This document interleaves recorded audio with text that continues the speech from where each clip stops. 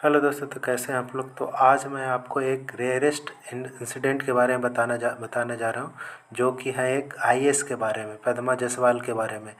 जो कि एक आईएएस थी 2003 बैच का, लेकिन वो उनको अभी डिसमिस्ड कर दिया गया। जी हाँ, उनको डिसमिस्ड कर दिया गया, सस्पेंशन नहीं हुआ, उनको डिसमिस्ड कर दिया है, यानी अपने पद से उनको हटा दिया गया, बर्खास्त कर दिया गया है हमेशा के लिए। तो ऐसा क्यों हुआ है, ये कब का केस था, इसी के बारे में आपको अभी बताऊंगा।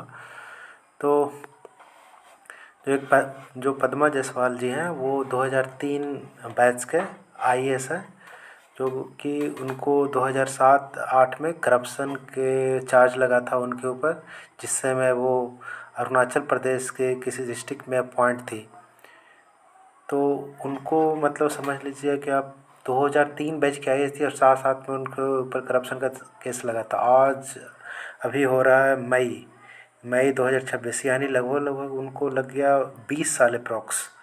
उनको 20 साल लग गए ये कार्रवाई होते हुए। तब तक वो क्या कर रहे थे, तब तक तो ऐसा नहीं था कि उनको सस्पेंशन उसी समय से अभी सस्पेंड थी, या फिर वो अपने पद पे नहीं थी। नहीं, उनको जिस समय वो उनके ऊपर चार्ज लगा था 2007-8 में, उनके बाद वो 1 साल के लिए उनका सस्पेंशन हुआ था। उसके बाद वो फिर से ड्यूटी ज्वाइन कर ली थी, जो कि मैं अभी आपको बताऊंगा। तो वो दिल्ली, गोवा, पांडिचेरी और अरुणाचल प्रदेश कैडर की आईएएस थी, जो कि 2007-8 में वो अरुणाचल प्रदेश के केमांग डिस्ट्रिक्ट में अपॉइंट थी। तो उनके ऊपर चार्जेस क्या लगे थे 2007-8 में, जो चार्जेस लगे थे, आखिर हुआ क्या था वहाँ पे। तो यहाँ पे बताया जा रहा है कि जो केस था कि जो पब्लिक फंड था उसको गलत तरीके से वो यूज की थी।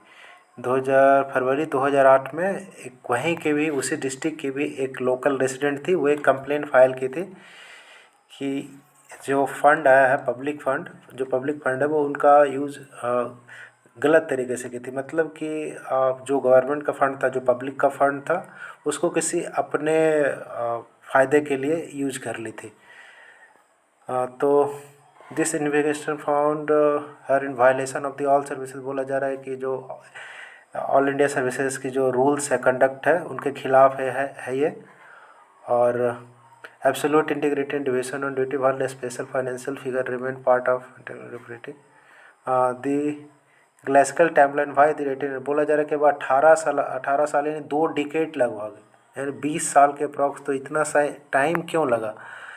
एक नॉर्मल था, बराबरी का तो नहीं था, लेकिन एक नॉर्मल सा फंड, नॉर्मल तो नहीं था, लेकिन अगर बाकी सारे जो केसेस हैं, जो काफ़ी कम्प्लेक्स होते हैं, या फिर जो काफ़ी जो नॉर्मल पब्लिक लोग करते हैं, तो उसके मुकाबले कितना मतलब छोटा केस था। छोटा तो नहीं कह सकते, फिर भी टाइम कितना लगा है एक छोटे केस में। इतना एक मिसयूज था, पब्लिक फंड का मिसयूज का केस था, इसमें 20 साल लग गए।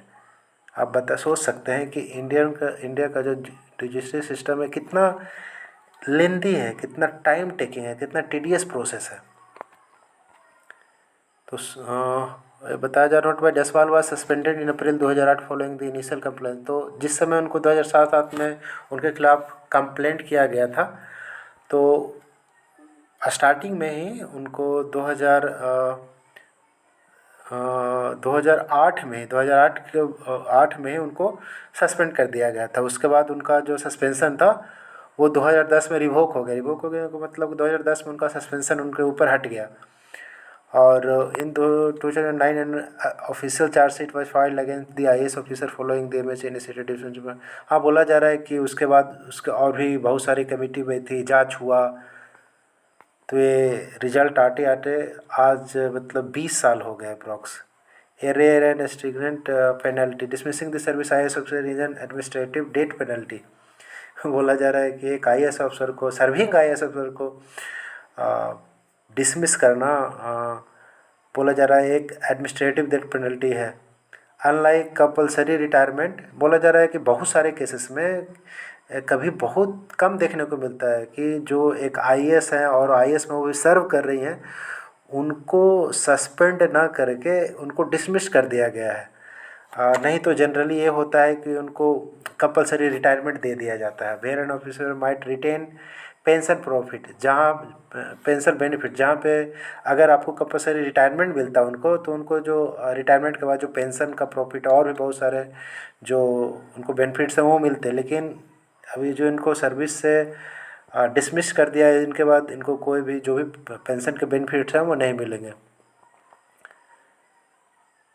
हाँ, तो यही न्यूज़ था फातिमा जायसवाल के बारे में। 2003 का आईएएस थी, 2007-8 में उनके ऊपर चार्जेज लगा, तो 8 के बाद उनको सस्पेंड किया गया, फिर 10 में फिर से सस्पेंशन रिवोक हुआ, और फिर से उनके ऊपर अभी ये डिसमिस्ड का रिजल्ट आया है उनके खिलाफ। तो यही न्यूज़ था जो कि काफ़ी रेयर और रेयरेस्ट है। Thank you.